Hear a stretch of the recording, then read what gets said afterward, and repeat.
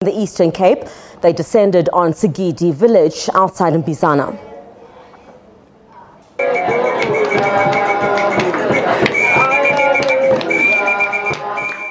They are calling on their ancestors to protect their land against mining.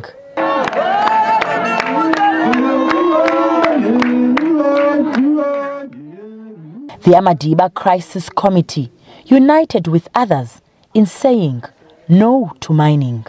The Madiba Crisis Committee, even when they are killed, they say no, they say no, they say no, and Asapo is behind them. We are saying the will of the government must not be imposed upon people. It must be the will of people that is imposed on the government, for the government is a servant of people.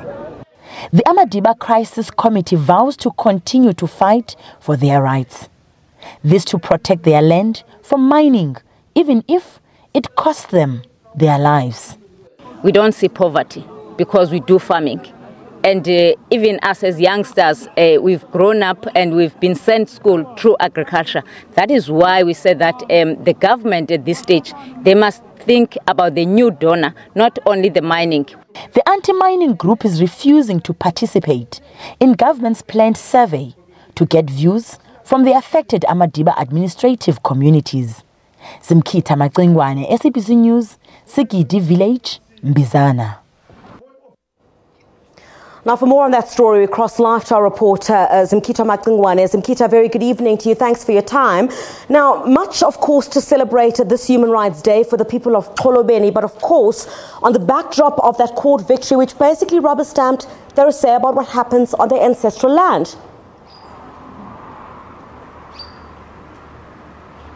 Yes, Griselda, well, the people of Xolobeni do not want any mining taking place on their land, saying that this is their ancestral land, this is the land that was left by their forefathers. It's the land that they use for farming, and it's the land that has potential to develop the people of that area through ecotourism and through farming, should government intervene with projects to take farming into a bigger scale. They are at the forefront. In fact, the group that is anti-mining was the group that was at the forefront of taking that bid to the Pretoria High Court, pleading with the courts to say that communities have the right to say no to mining, and they won that court case. And the celebrations that were taking place today, they were celebrating the Day of Human Rights. They were also celebrating the fact that they won that court bid.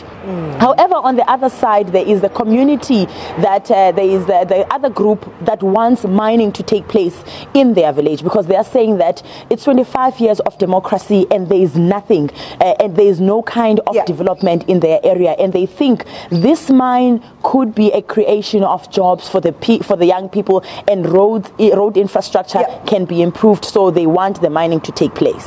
Zimkhita, while those celebrations, of course, took place, there were groups, amongst them Abahlali Basemjondolo, who say the only thing worth celebrating is the right to vote. There are many basic human rights that are still being trampled on. They spoke about electricity and quite a number of other issues. Talk to us a bit about that.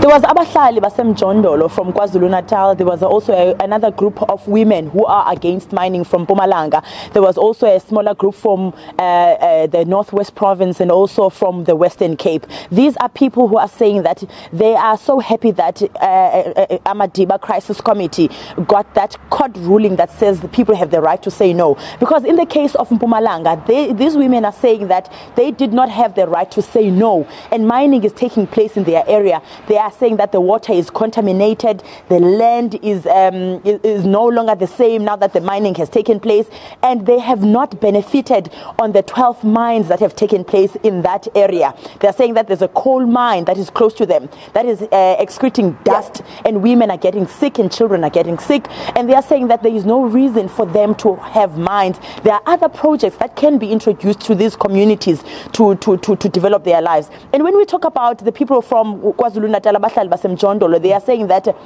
they've got nothing to celebrate, Griselda. 25 years into democracy, they are still living in shacks. They do not have access to basic services like water. They are paying for electricity, and there is no free education in South Africa. They are saying that even those people who are giving NSFAS, it's a loan that they have to pay at a later stage. So they are not happy with the current state of governance. However, that they are saying they are somewhat happy that they have a right to vote, and they will exercise that right on the 8th of May this year when they go to cast their ballots and change the scenario of governance in this country.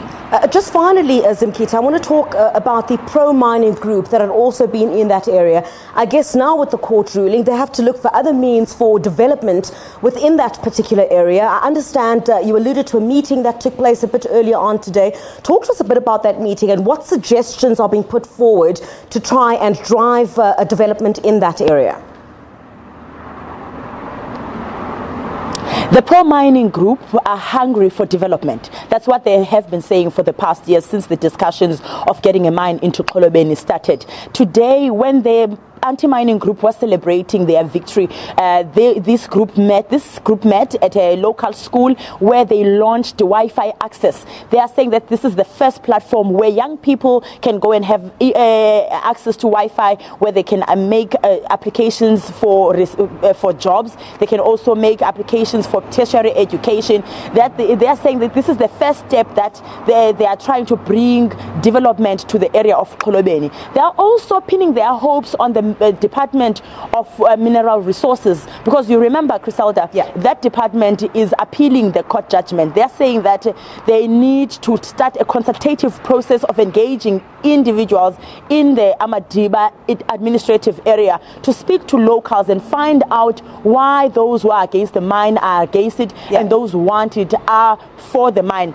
So they are waiting for that consultative process to take place so that maybe it can change things. Because that court ruling, Criselda, does not say people, Xolobeni should not have a mine. It just says communities should have the right to say no or should have the right to say yes. So a consultative process now is going to be underway where individuals in these communities that are affected are going to be given a chance to voice their opinions about the prospective mine.